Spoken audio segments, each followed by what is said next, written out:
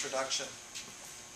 When President Obama came into office, he pledged to put America back on the right path. Since the President signed the Affordable Care Act into law a year ago this week, the economy has grown at an average annual rate of 2.7%, created nearly 1.4 million private sector jobs, and moving forward will help create upwards to 400,000 jobs each year. We've worked quickly, effectively, and efficiently to implement the Affordable Care Act on behalf of and in collaboration with small business owners like Ron. The Affordable Care Act is benefiting real businesses and real people. How? By educating and outreach to small businesses, both for-profit and non-profit. Those with fewer than 25 employees who purchase health insurance for those employees may be able to take advantage of the small business tax credit made available and made possible by the Affordable Care Act.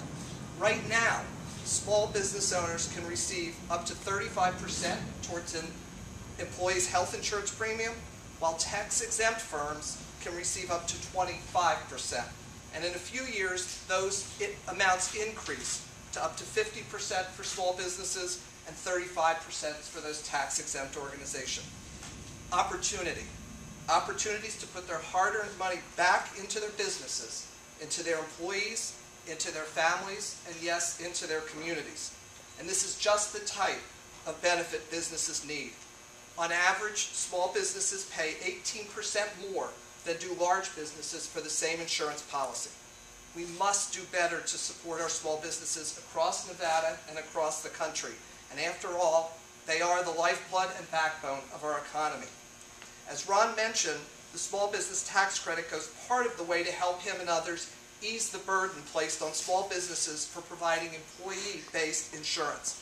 And any small businesses who benefit from the federal tax credit can also benefit from any state small business tax credits that are available. But you might ask, what else does the Affordable Care Act do for small business?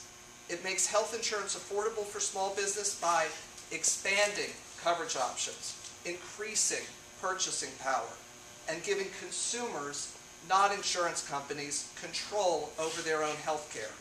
It provides the first of its kind web-based resource in both English and Spanish, healthcare.gov and cuidadodesalud.gov. The first of its kind one-stop shop, if you will, that provides affordable and comprehensive healthcare options and information to small businesses and self-insureds and others. For example, more than 10,000 insurance options are listed on this site. But our efforts do not end there. As Regional Director for the U.S. Department of Health and Human Services, I'm 100% committed to helping small businesses in the region, like Pioneer Overhead Door and others that are here with us today, to keep their doors open to providing health insurance to their employees. Our work is not done until every eligible small business in Nevada gets the small business tax credit. We believe that the tax credit, combined with other key business-oriented provisions, will continue the trend, the early trend that we've observed, that a greater number of small businesses are offering health insurance to their employees. As the son of parents who owned restaurants in Philadelphia, I know firsthand the hard work and endless hours it takes to run a business.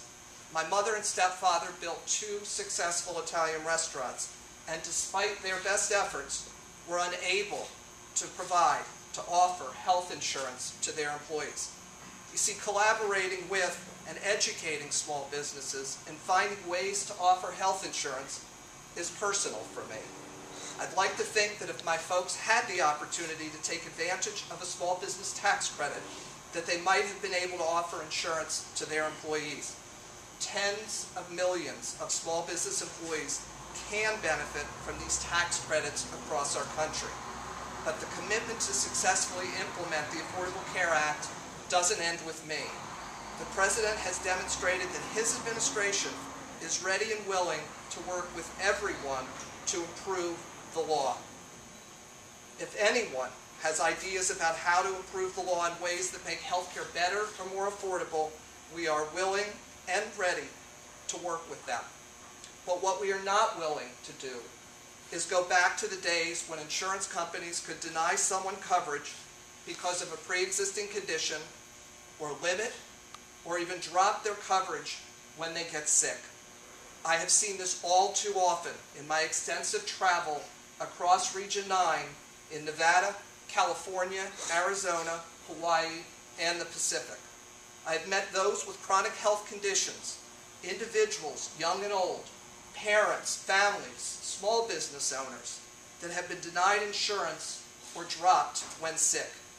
And as a person living with a chronic health condition, HIV, I personally understand how a chronic health care condition can impact everything in one's day-to-day life.